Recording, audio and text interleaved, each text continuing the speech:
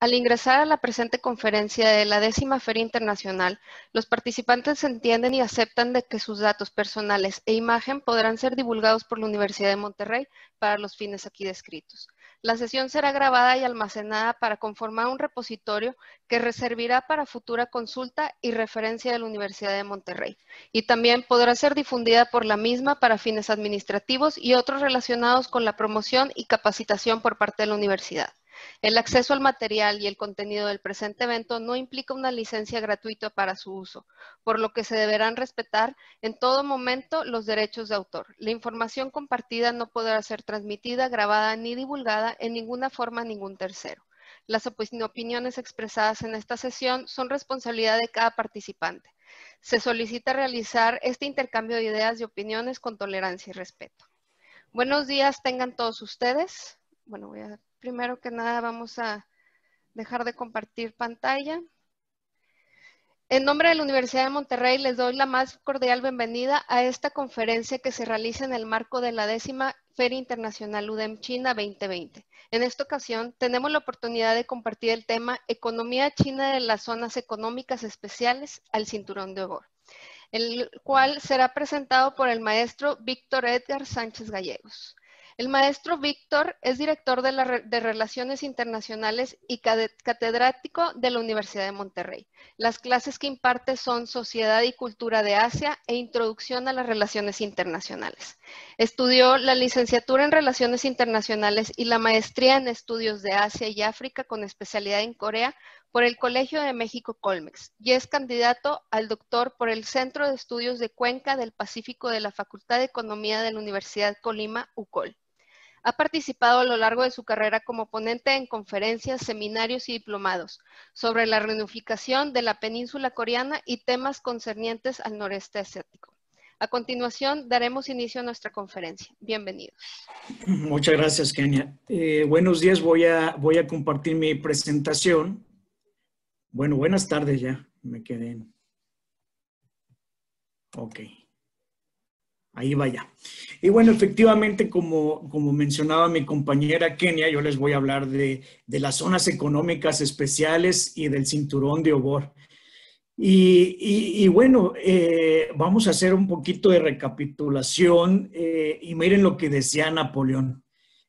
Napoleón dijo una vez, cuando China despierte, el mundo temblará. Vamos a ver de qué trata todo esto y recordar que China es una de las 4 civilizaciones más antiguas. Vamos a hacer una recopilación un tanto histórica para que podamos entender pues todo lo que ha pasado en China y sobre todo qué tienen que ver las zonas económicas exclusivas y cómo lo voy a conectar con el cinturón de Obor.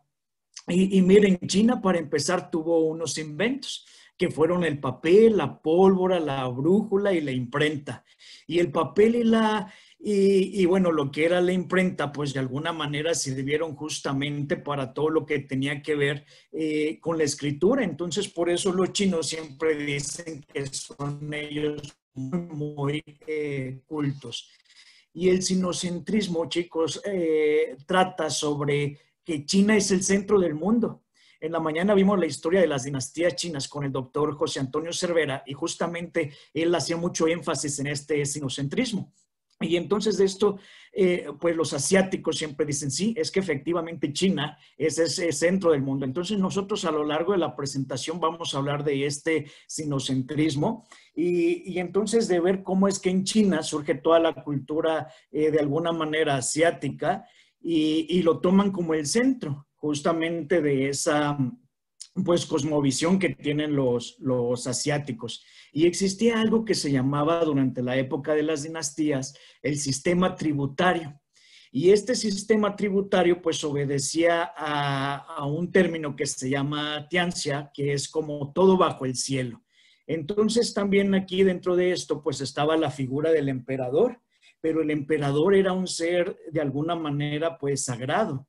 Entonces, porque venía del cielo, entonces se entendía que en otros países pues había reyes, pero esos reyes eran inferiores al emperador, porque el emperador venía del cielo. Entonces ahí se puede ver justamente todo lo que es esa parte de ese de esa pues poder que tienen los chinos en Asia.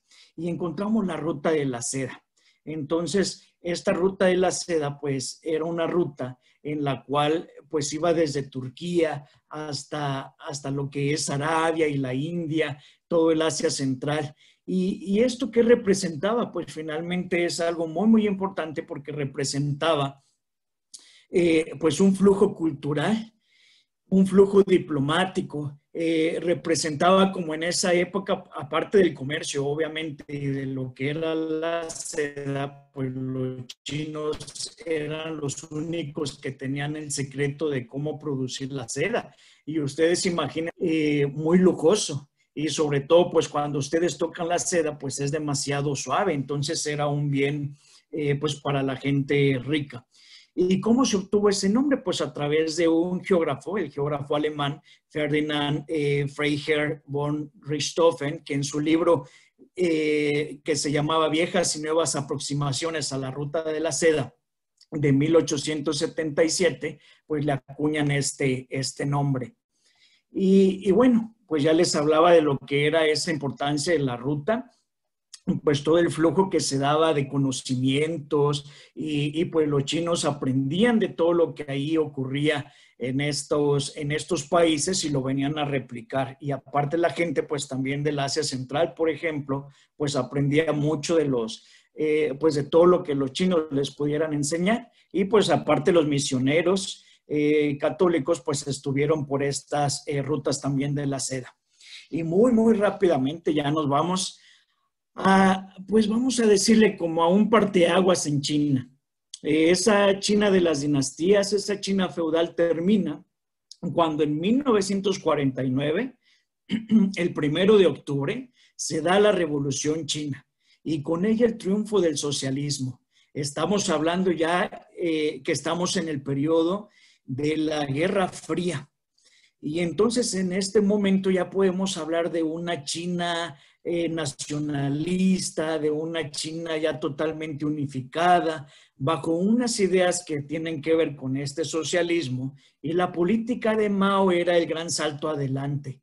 Y estas políticas pues incluían pues el hijo único, que todos conocemos esa política en donde pues decían pues es mucha población china, hay mucha pobreza, entonces vamos a tener un solo hijo y sobre todo que fuera varón. Eso es algo muy, muy importante por todos los temas del confucianismo. Y entonces también vamos a encontrar que pues empiezan los planes quinquenales. Y estos planes quinquenales, el primero que hubo fue el de la agricultura. Entonces decían, bueno, pues como China está empobrecida, pues vamos a iniciar con la agricultura, incentivar la agricultura. Entonces pues es que empieza a crecer China, a desarrollarse. Y sobre todo, ellos habrían sufrido antes muchas guerras con los países europeos. Entonces inicia el aislamiento también de China. Y todo esto, pues después, a la muerte de Mao, le va a suceder Deng Xiaoping. Y bueno, Mao es considerado el padre de China, de la China moderna. Y Deng Xiaoping, pues bueno, Deng Xiaoping va a traer un cambio a China. En 1978 empieza un proceso en el cual él dice, es que no importa que el gato sea blanco o el gato sea negro. Es decir, no importa que seamos socialistas o capitalistas. Finalmente podemos ser o adoptar una política de capitalismo de Estado. ¿Y qué es este capitalismo de Estado? En la economía dice, vamos a ser totalmente liberales, vamos a ser capitalistas, pero en la sociedad y en la política vamos a ser socialistas. Entonces, por ejemplo, solo existe un solo partido hasta el día de hoy, que es el Partido Comunista Chino. Y solo existe también lo que es... pues bueno, más bien no existen las religiones, ¿verdad? Porque dicen, es que las religiones son el opio del pueblo, de acuerdo con todo lo que es el socialismo. Ustedes saben que existe un control excesivo sobre todo lo que es la población, es WeChat, todo lo que tiene que ver con, bueno, ustedes lo saben mejor que yo, todo lo de las redes sociales, ¿verdad? Que están bien controladas por el gobierno chino como una medida de controlar a su población. Y de esta manera es que, miren, ya vamos a entrar a la época en que dicen dentro de todos estos proyectos que nosotros estamos haciendo, pues vamos a empezar con uno que va a ser el de las zonas económicas especiales, decía Deng Xiaoping. Y entonces, para esa época, chicos, pues también pues empiezan a tener los primeros acercamientos con lo que son los países capitalistas. Recuerden que seguimos todavía en la Guerra Fría.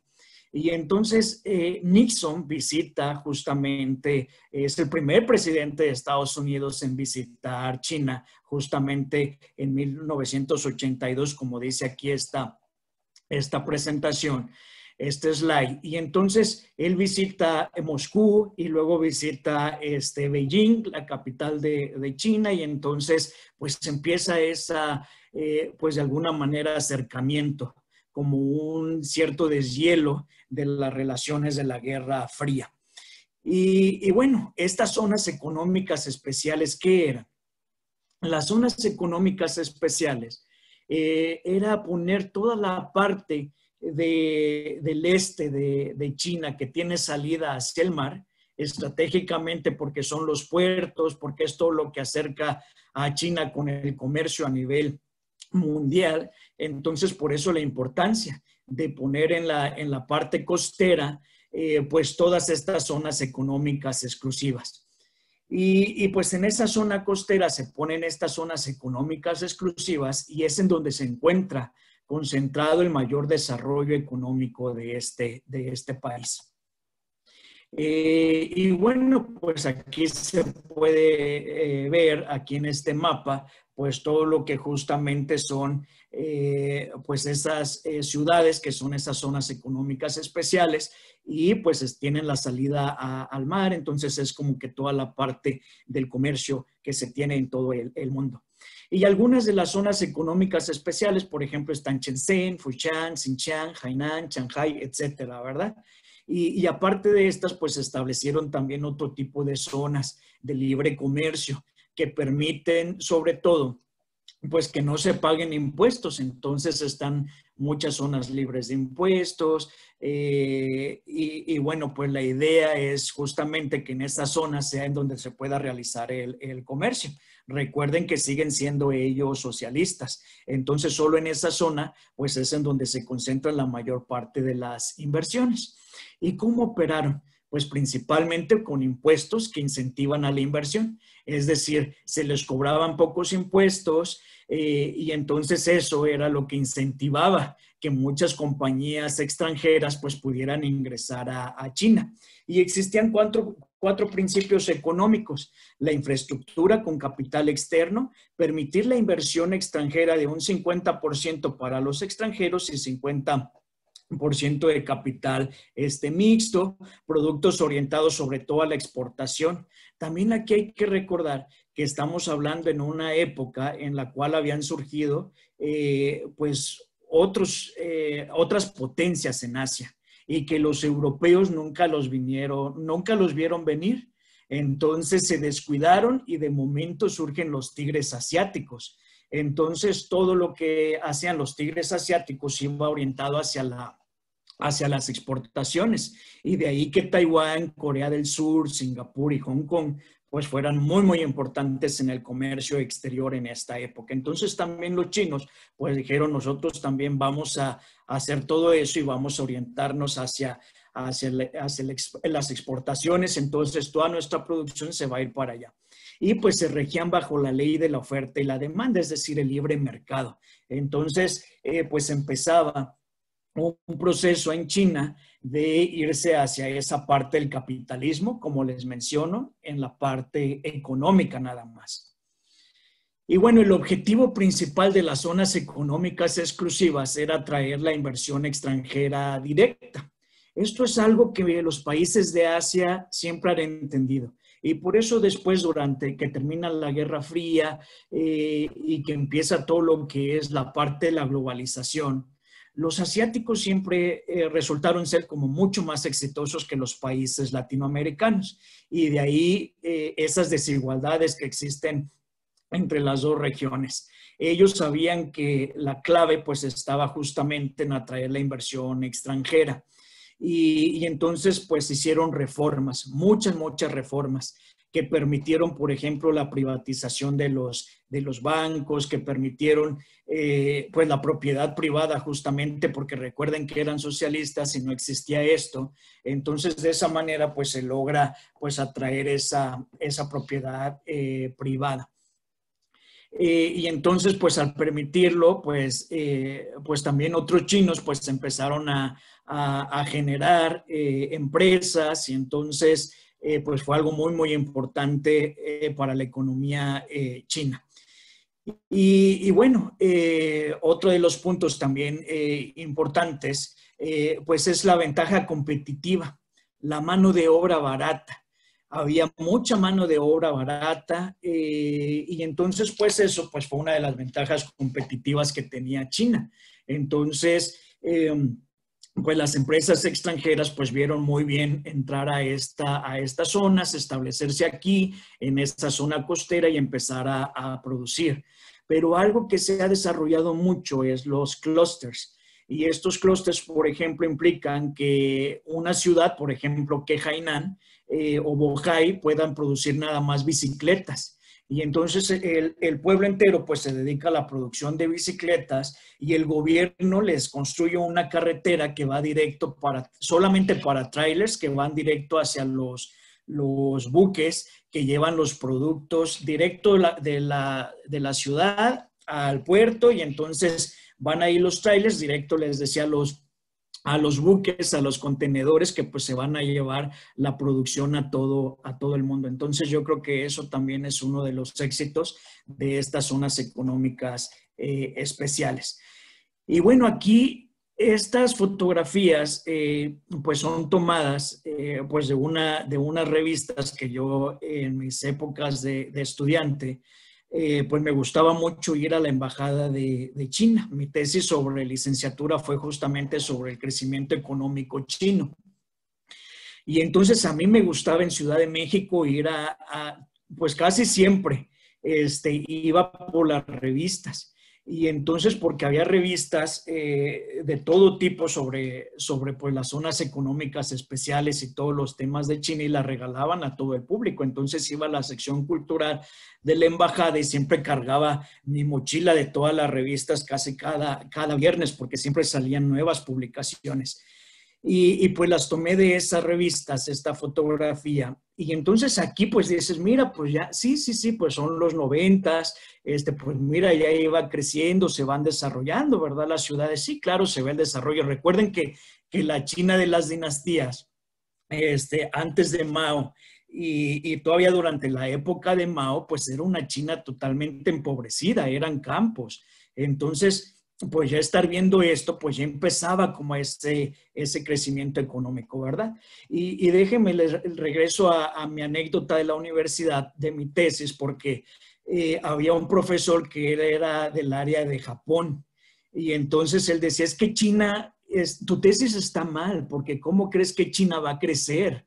Es que jamás China va a superar a Japón. Eso es imposible. Los japoneses siempre han sido la potencia a nivel regional del noreste asiático, entonces nunca van a lograr crecer como China. Y de hecho, por poco y me reprueba en mi examen de grado, ¿verdad? Porque él nunca estuvo de acuerdo con mi tesis del crecimiento económico chino y de cómo se iban a convertir en una potencia. Y véanlo ahora, ¿verdad? Entonces, como que la historia demostró que mi tesis era correcta. Y quiero que vean la siguiente imagen. Miren qué diferencia entre esto que ellos ya decían en esa época de los 90s, pues estamos creciendo y miren cómo el éxito que tenemos a lo que es ahorita. Y mucha gente me ha dicho, ¿cómo es que ir a Shanghai? Y decían, es que como que ir a Shanghai pues, y sobre todo sí Shanghái y muchas otras ciudades. Yo podría decir Singapur, Hong Kong, Shanghái, esto podría ser también Corea del Sur, pero ¿qué creen? Que ahora también podría ser Tailandia, Indonesia, muchos países del sudeste asiático están adoptando como todos los casos de éxito que tuvieron todos los países del noreste asiático, que son China, Corea y Japón. Entonces, todo el mundo dice, es que es como ir a otro, como estar en otro planeta. Y efectivamente, porque es todo tan moderno, muchas máquinas, todo robotizado. Y bueno, y también, pues todo esto que ha pasado en China, también mucha gente de mi generación piensa, es que los chinos, pues solo producen, yo les digo a los alumnos, fayuca.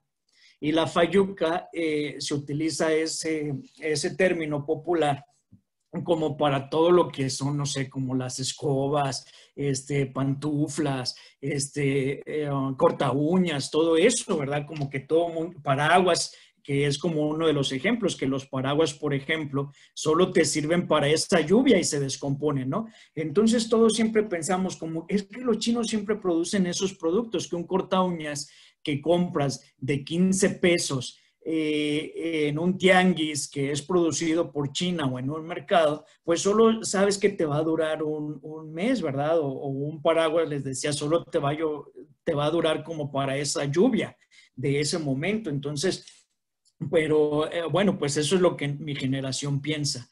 Pero ahora, no sé si es un problema o no para nosotros económicamente hablando, pero bueno, los chinos han revertido toda esa situación. Y ahora los chinos ya hablan de innovación, hablan de ciudades del conocimiento como lo es Shanghái, hablan de temas de robots y ahora ya de mucho, pues generar innovaciones, ¿verdad? Entonces se ha cambiado también esa situación y ahora pues China resulta que es innovación y es pues crear tecnología. Y el resultado de todo eso y la prueba pues está el 5G, que son los chinos los que tienen esto. Y bueno, pues aquí saqué estos datos, pues que de alguna manera pues eran bien importantes para justamente sustentar el crecimiento económico chino. Pues nos asombraba mucho en estas épocas de los 90 y ya entrando a los 2000, pues que China siempre ha venido con una tendencia en porcentaje del Producto Interno Bruto, pues muy, muy alta.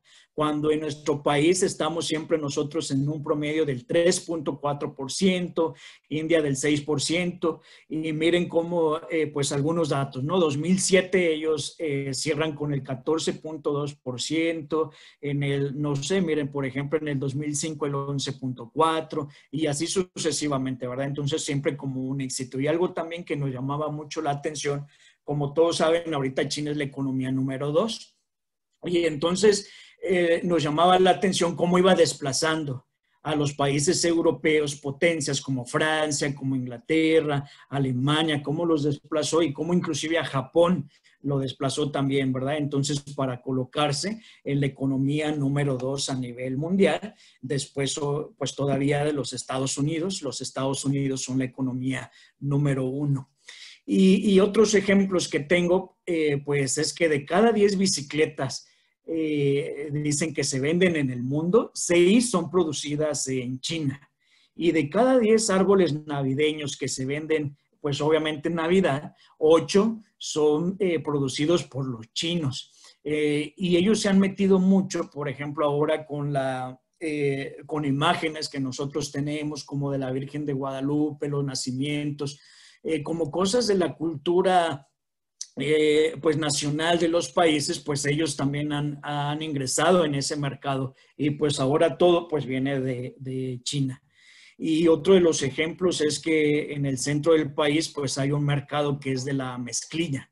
Y el mercado de la mezclilla mexicana es de alta calidad, es gruesa y por lo tanto como es de buena calidad pues es cara comparada con la china, que es una mezclilla muy delgadita, de muy baja calidad, pero es más barata. Entonces, hay un lugar que se llama Chinconcuac en el centro de México, cerca de Ciudad de México, y ese lugar está invadido totalmente por los chinos. Y el centro histórico de la Ciudad de México, ustedes saben que es mucho de venta de productos que les mencionaba, yo le llamo productos Fayuca, y pues toda esa zona, pues todo está lleno de chinos. Entonces llegan todos los cargamentos en la época navideña de juguetes y todos los productos pues vienen de China. Y se ve mucha gente de este país.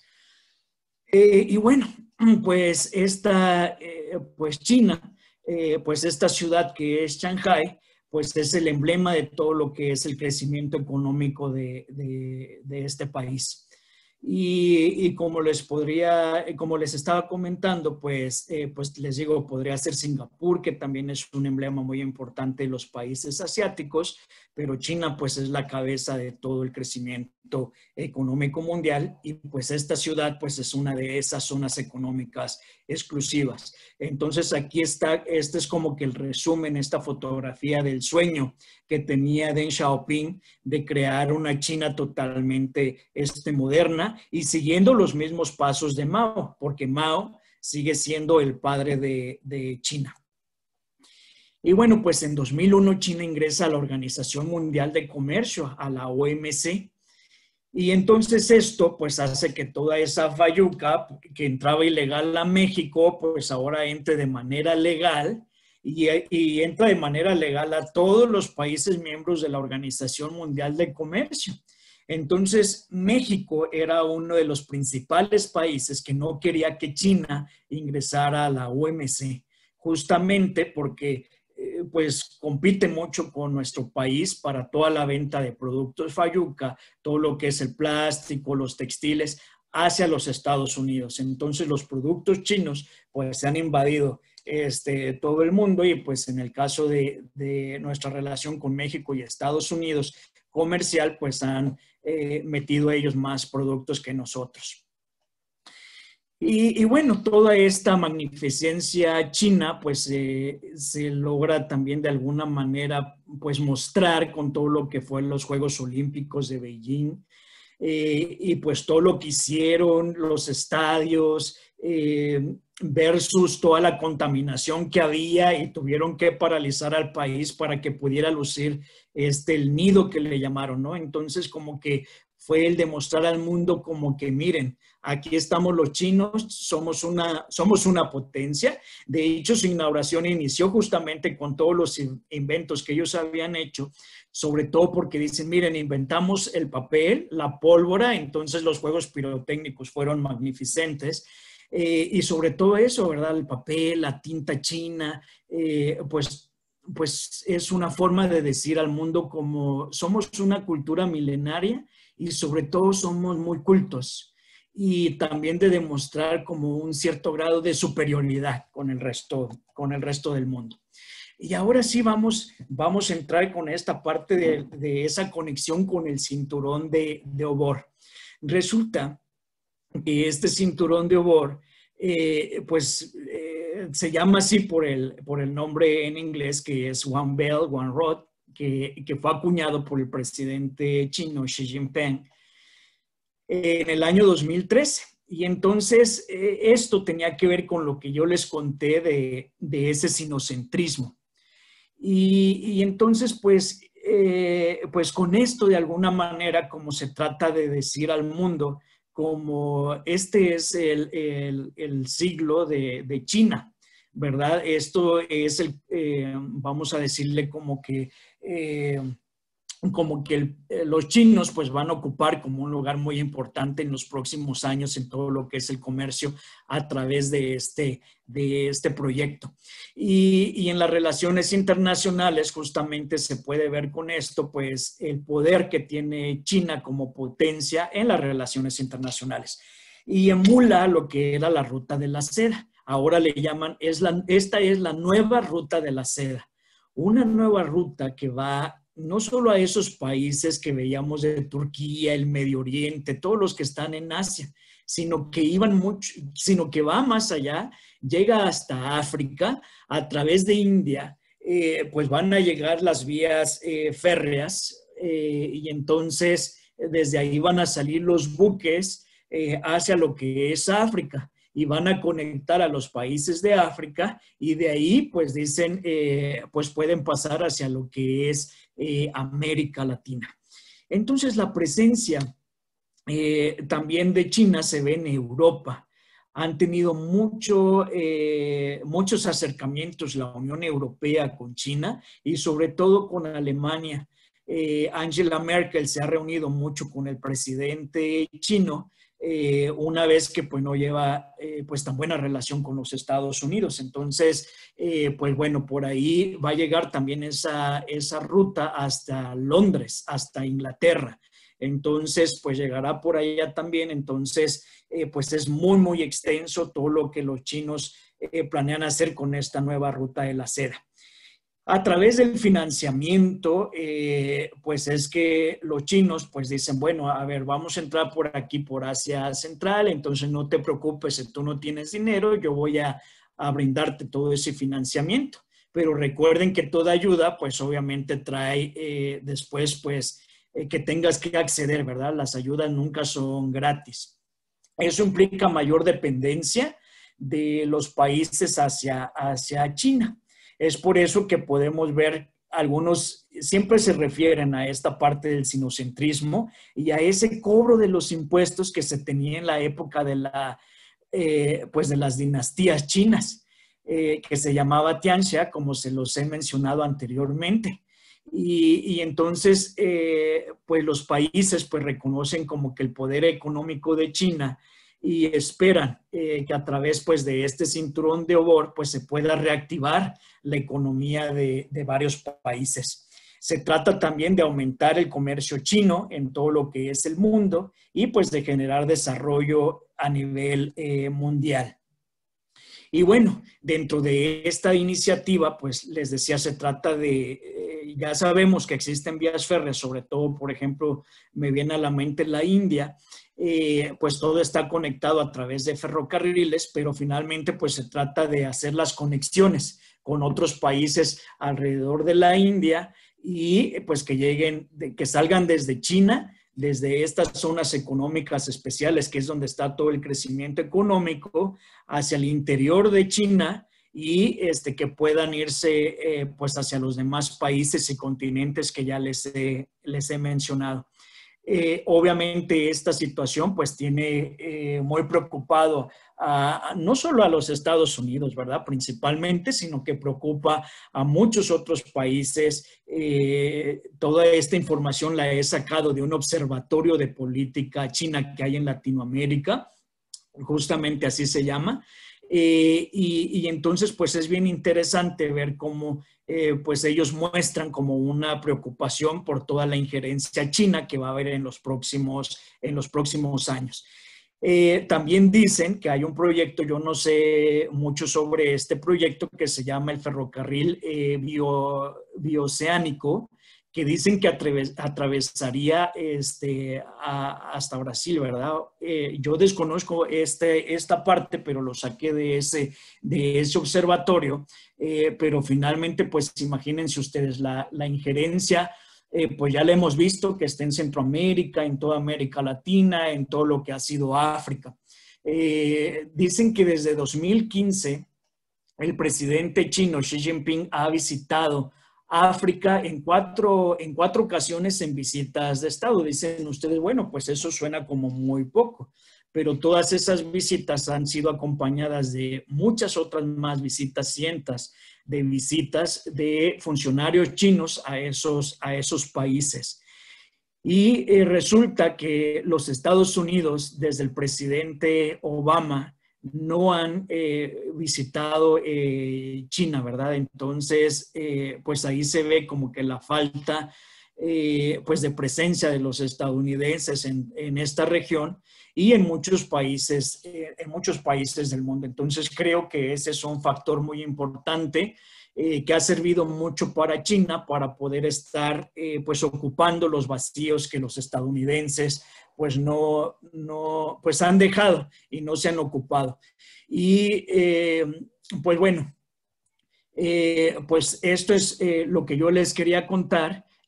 Afortunadamente sí me dio muy bien tiempo de poder contarles desde esta parte histórica de lo que es China, desde esa tianxia que era ese cobro de los impuestos y cómo veían a China como el centro del mundo. E inclusive hay otro dicho que decían que cuando la dinastía Han, que es la mayoritaria que está en China, dicen gobernar al mundo, pues en ese momento China se iba a convertir no solo en el ombligo de Asia, porque eso ya lo sabemos que lo es, sino dicen se iba a convertir en el ombligo pues de todo el mundo.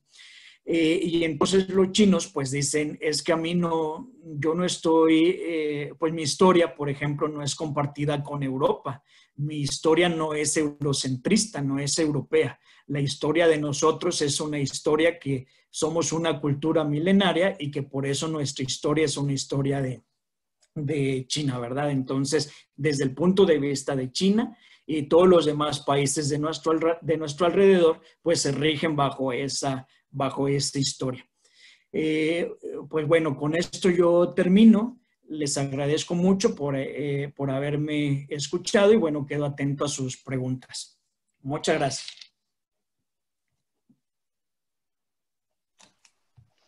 Muchas gracias, maestro Víctor. A continuación daremos inicio a lo que es la sesión de preguntas y respuestas. Pueden hacer sus preguntas a través del chat o a través de la sección de preguntas y respuestas. Gracias.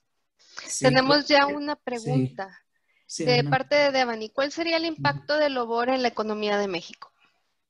Bueno, como yo ya lo comentaba, bueno, finalmente nosotros tenemos muy buenas relaciones con todo lo que es, pues, China.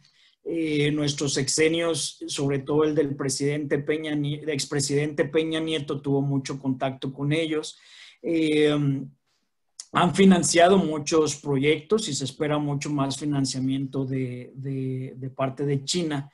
Y entonces creo que pues finalmente el impacto económico es importante porque justo lo vemos ahora, como comentaba, con la entrada de China a la Organización Mundial de Comercio, pues las empresas mexicanas se vieron bastante afectadas. Y eso, pues de alguna manera, pues por esa razón no queríamos que China entrara a la Organización Mundial de Comercio. Entonces afectó y pues, yo podría decir que casi que destruyó la industria, pues de todo lo que era el textil, la del plástico, fueron de las industrias más afectadas por todo lo que fueron los productos chinos. Creo que es un fuerte competidor, entonces pues creo que de alguna manera pues sí tiene mucho impacto en la economía mexicana. Y bueno, pasamos a la siguiente. Una duda sobre las visitas a África. Recordemos que África no es un país, es un continente. ¿Cuáles son los estados que se han visitado? Pues prácticamente China tiene injerencia en todo lo que es el África Central, sobre todo Kenia, Nigeria, y sobre todo también por los recursos, pero en muchos estados africanos, ¿verdad? Efectivamente, obviamente, bueno, África es un continente, lo hablaba como un continente, y pues lo que ellos buscan, aquí hay algo bien importante que justo cuando estaba haciendo mi presentación surgió, que decían los chinos, es que nosotros no somos como los ingleses. Los ingleses conquistaron muchos de los países de África. Y entonces decían, nosotros no somos comparados con este cinturón de obor como lo que hacían los ingleses. Lo único que nosotros buscamos, dicen los chinos, es la parte de que nos respeten como una sola China, sobre todo por la parte de Taiwán. Si ustedes nos van a respetar como solo existe una China, nosotros no tenemos ningún otro problema, pero realmente pues se trata de acaparamiento de recursos naturales. Entonces lo que hacen pues es acaparar recursos y entonces para producir productos, entonces es lo que están haciendo los chinos. Hay que recordar también que Nigeria es un país que tiene petróleo.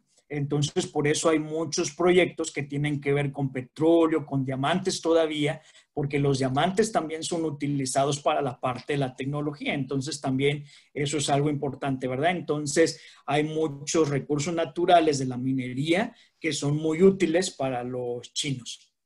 Siguiente.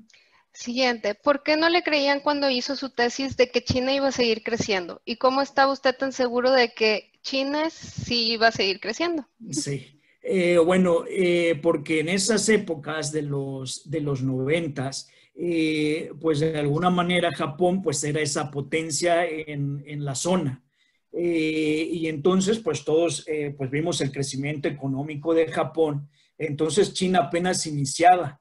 Y bueno, ahí era una cuestión más bien personal porque mi profesor era japonólogo, entonces él era especialista en Japón, entonces venía como su opinión, pues de alguna manera personal y de sus estudios. Y como apenas China empezaba apenas, entonces era como que yo no creo que, decía él, que China llegue a crecer y pues bueno, véanlo ahora, la economía número 2 del mundo.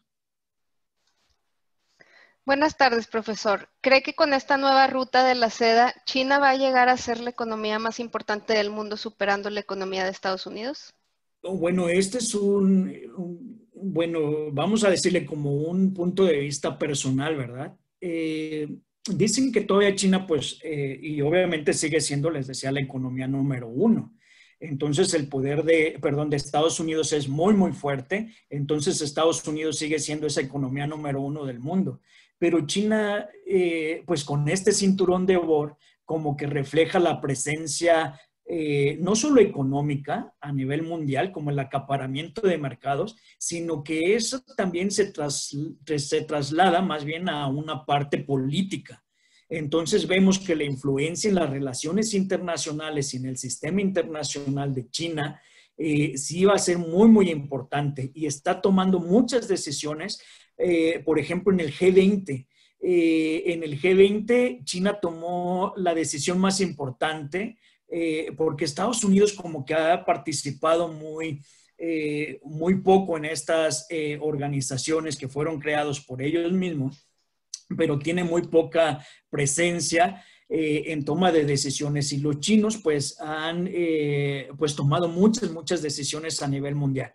Sobre todo con el presidente Donald Trump, pues ustedes saben que Estados Unidos está concentrado internamente en lo que es el país, porque ya saben ustedes el lema de Make America Great Again, entonces como que todo está vertido sobre cerrar Estados Unidos, sobre concentrarse solo en Estados Unidos y por eso pues ha descuidado muchas zonas de influencia y muchos continentes en donde tenían injerencia y ahora China pues los está recuperando con todos estos proyectos económicos. Sobre el sector cultural de China, ¿qué impacto económico tiene su exportación en contenidos culturales? Sobre el sector cultural. Bueno, en este sentido, bueno, pues finalmente la cultura china, sobre todo en la parte del idioma, yo creo que es uno de los, fíjense que ayer pues salí, ¿verdad? De un poco porque tenía que hacer una salida porque estoy aquí en casa como todos ustedes. Y aquí en la zona de Cumbres veía en una plaza justamente un anuncio de clases de chino mandarín. Y entonces esta parte de la parte cultural, pues siempre está la parte del chino. Decían también, hay una lectura que es de orientalismo chino y decía que la parte más importante de la cultura china y lo que une a los chinos de ultramar son los hongkoneses y los taiwaneses, que son de origen chino.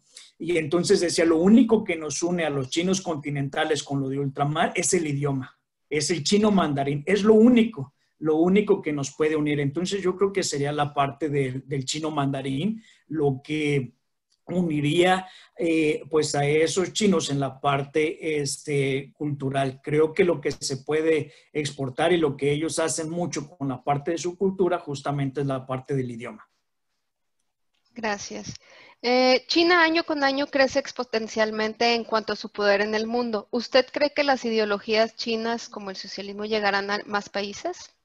Bueno, ya está demostrado por la historia que el socialismo no fue la vía, ¿verdad? Y tampoco quiero decir que el capitalismo lo es, como que también cada vez y más con la pandemia nos hemos podido dar cuenta de que ya está agotado y de que tampoco fue la solución.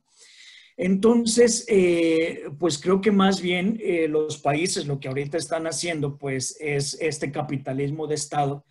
Hay otros países, por ejemplo, también veámoslo con Vietnam. Vietnam es totalmente capitalista. Y recuerden que Vietnam ganó la guerra a los Estados Unidos y por ende pues se quedó el socialismo. Pero realmente en todos estos países es un capitalismo de Estado, que mencionaba eso, que es como en la política, pues solo el Partido Comunista Chino, ¿verdad? Solo un solo partido, control de la población para que no haya otras ideologías de la religión, pero en la economía pues son totalmente capitalistas. Entonces, el aspecto que estamos viendo es el económico y esta ideología, pues ya vimos que no fue la vía. Entonces creo que eso no podría pues afectarnos. Finalmente lo que queremos es inversión extranjera. Voy a recurrir a las preguntas del chat que también tenemos ahí.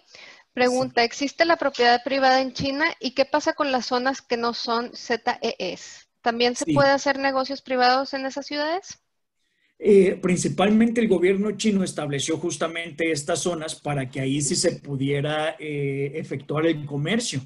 Y aquí hay una disparidad que a veces pues como que nos cuesta trabajo pues entender. Dices, es que como China es tan rico y como en el interior de China se puede ver mucha pobreza. De hecho, la gente de otros estados, vamos a suponer como de Tíbet, que también es de China, pues emigran muchos hacia lo que es la parte de las zonas costeras. De hecho, son las zonas más pobladas y en donde viene mucha gente a trabajar. Ahorita hay un boom también en inmobiliario, y entonces pues hay muchos que vienen a trabajar de albañiles. Entonces se requiere cantidades de personas, pues de chinos.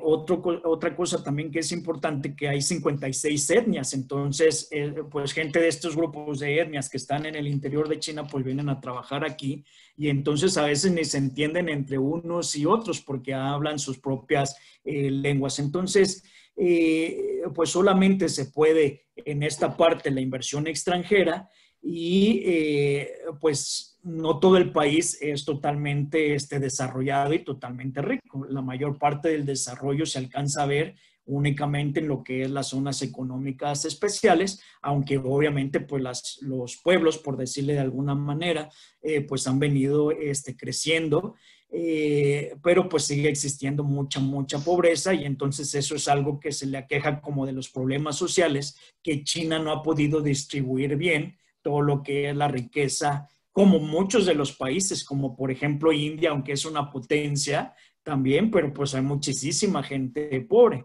¿Y qué nos dicen de México? En donde pues también uno de los hombres más ricos vive aquí en México y vean pues toda la pobreza que tenemos. ¿Qué impacto ha tenido la pandemia en el rendimiento de la economía china? Bueno, yo creo que este es uno, como en todo el mundo, uno de los puntos importantes, ¿verdad? En todo el mundo pues ha impactado y lo que nosotros no vimos es que pues los chinos producen mucho de lo que son pues suplementos. Entonces, pues nos ha afectado a nivel mundial porque ya no tenemos como esos productos. Obviamente sí desaceleró la economía china. La pandemia sí afectó a todo el mundo, pero bueno, pues finalmente pudimos ver cómo los chinos construyeron un hospital. Eso yo creo que es un símbolo muy importante. Ya no me acuerdo en cuántos días, pero aproximadamente en menos de 11 días construyeron pues un hospital para atender a todo lo que era el COVID. Y los chinos se han dado el lujo de dar ayuda a todos los países, incluyendo el nuestro. Ahí hay una lista que yo publiqué en un artículo en donde venían todos los países a los cuales le han dado la ayuda. Entonces, imagínense ustedes qué país puede dar al mundo pues toda esta ayuda para combatir el COVID-19. Solamente China pues puede hacer pues todo esto por toda la cantidad de pues económica con la que cuenta. ¿Qué medidas se recomiendan a México para proteger el empleo y preservar a las empresas?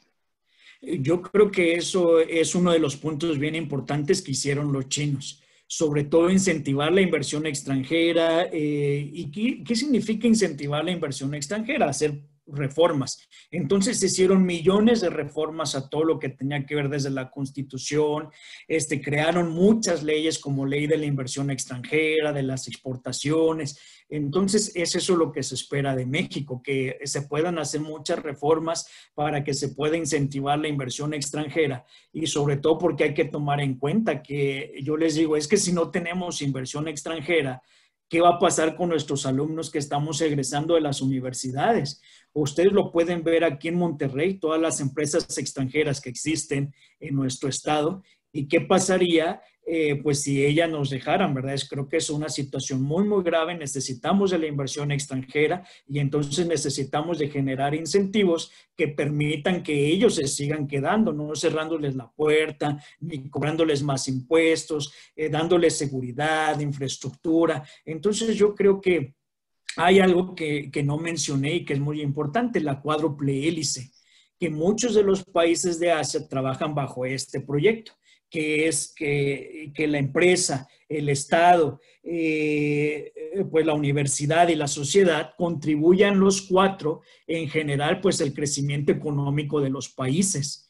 Entonces, eso pues no existe en nuestro país. Entonces, yo creo que faltaría mucho de estos cuatro actores que pudieran generar políticas públicas y proyectos que incentivaran la inversión extranjera y que nos permitieran que nuestros egresados pues puedan trabajar en estas empresas desde las diferentes áreas de cada uno de ellos. ¿Y cuál sería su recomendación o antídoto para que estas empresas mexicanas puedan ser competitivas con el comercio chino desde el punto de vista manufacturero, económico, social? Bueno, pues un poquito sería justamente esta parte, ¿verdad? Que finalmente, pues por ejemplo, las empresas se van a los países que son más atractivos.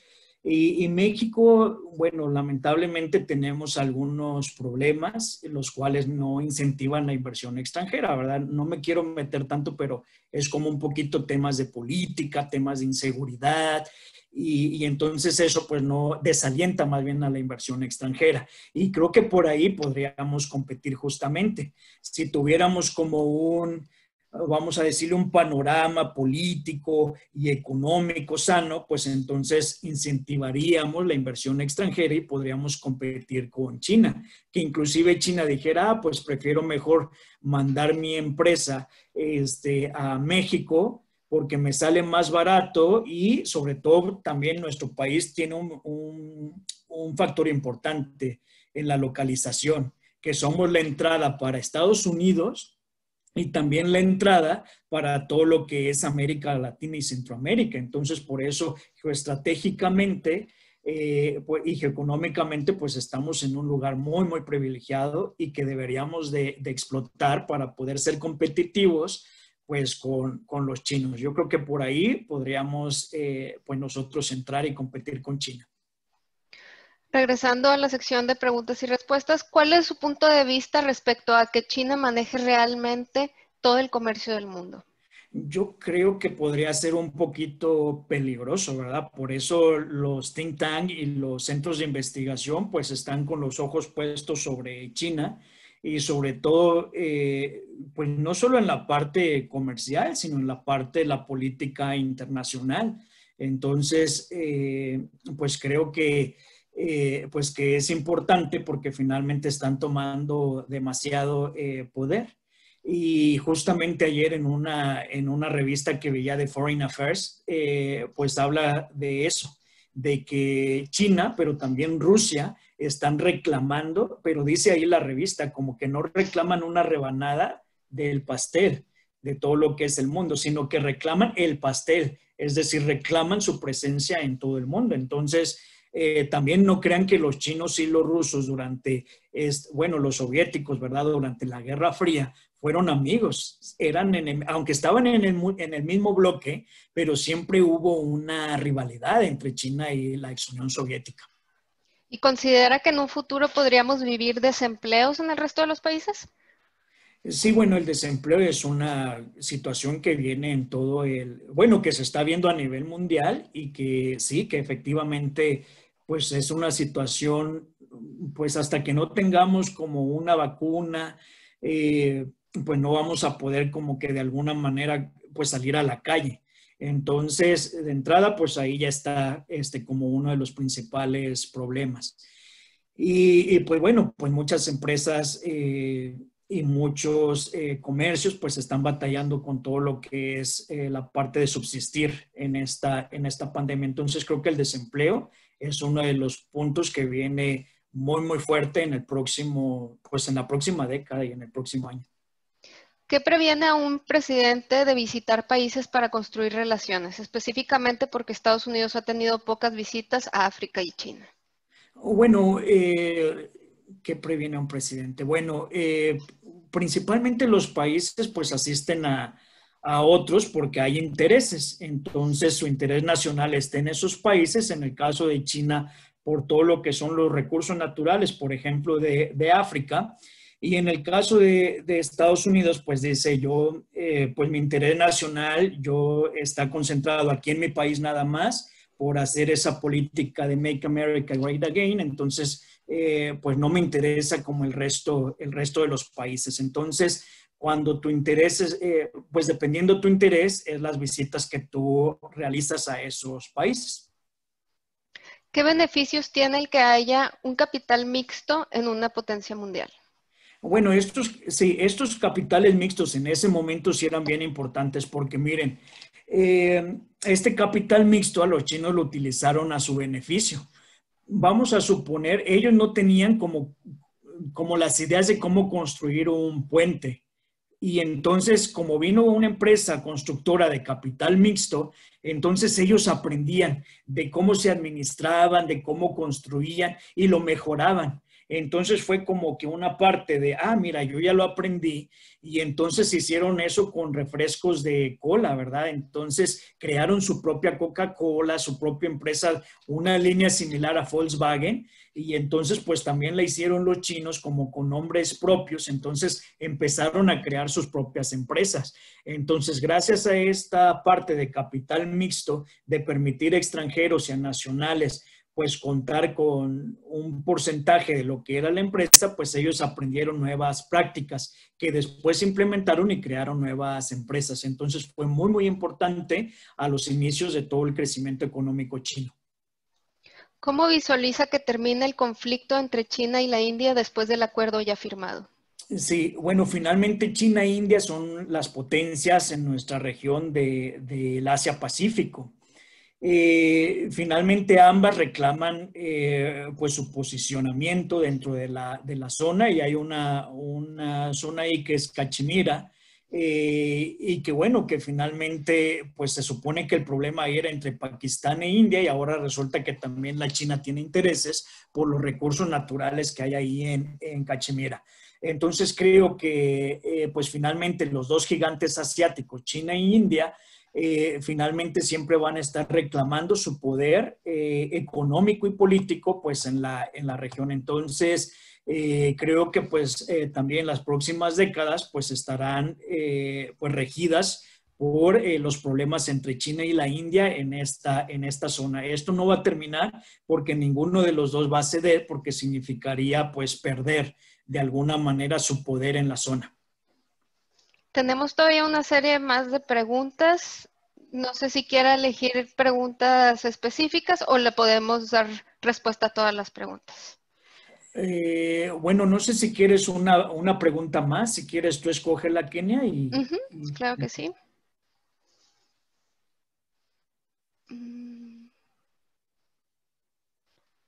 ¿Habrá implicaciones negativas sobre la nueva ruta de la seda? Es decir, indirectamente China busca que los países dependan de él. Sí, de alguna manera de eso se trata, ¿verdad? De dependencia. Como les decía, ninguna ayuda es gratuita en el mundo. Y de hecho, chicos, también, pues resulta que la ayuda, esta ayuda que nosotros conocemos como la ayuda internacional que se da, las potencias dicen, a ver, ¿tú por qué quieres dar ayuda? ¿No? Es que solo las potencias somos los que debemos dar la ayuda internacional. Entonces, de entrada, pues solamente las potencias. Y esa ayuda que da China a los países, pues como les decía, ninguna ayuda es de gratis, ¿verdad? Implica como, oye, ¿sabes qué? Que ahora tienes que votar a favor mío ante esta resolución en la Asamblea General. o ante esto en la OMC, pues tienes que ayudarme. Entonces, pues de alguna manera implica justamente mayor dependencia esta ayuda. Nada es gratuito. Y bueno, quiero comentarles dos ejemplos que hemos tenido con China. Durante la influenza en México, los chinos fueron los que más dinero y cosas dieron a México. Y durante el terremoto en Ciudad de México, pues los chinos, hubo algo bien característico que llamó mucho la atención. Ellos trajeron una especie, bueno, dentro de toda la ayuda que dieron, trajeron unas casas de campaña que eran enormes, o sea, era para familias, estas casas de campaña, y las donaron a muchos estados de la República afectados por el terremoto, pero traían letras chinas y decían China. Entonces, pues de alguna manera es como que nos emula mucho a lo que hacía el PRI, ¿verdad? Antes de que te daba, no sé, cosas que decían PRI y cuadernos, libros, no sé, plumas. Y entonces, pues nos están ayudando, dándonos cosas, pero ahí decía PRI, ¿verdad? Entonces era como mucho esta parte de que los chinos pues han apoyado en muchos desastres y han dado mucha ayuda internacional. Pero básicamente pues es porque implica mayor dependencia hacia este país. Perfecto. Bueno, maestro, sí quedaron varias preguntas ahí pendientes. En un futuro se pueden comunicar con el doctor para preguntarle. Los alumnos que tienen clases con ellos, pues bienvenida a las preguntas durante las clases. Y pues en nombre de la UDEM agradecemos al maestro Víctor con su contribución en este tema que nos ayudará a conocer más acerca del país asiático. Como reconocimiento a su participación, hacemos entrega del siguiente diploma virtual. En esta situación vamos a tener que hacerlo de manera virtual. Al maestro Víctor por su aportación en el evento. Ahorita. Muchas gracias, maestro Víctor, por toda su aportación que nos dio el día de hoy por el evento. Muy interesante la plática. Y pues a continuación me gustaría agradecer también que a todos los participantes que estuvieron aquí, a todos los que hicieron sus preguntas, y los invitamos a que llenen lo que es la evaluación electrónica a través de la plataforma SCHED, y a los alumnos los invitamos también a que se registren para poder recibir su certificado de asistencia. Muchas gracias a todos y todas.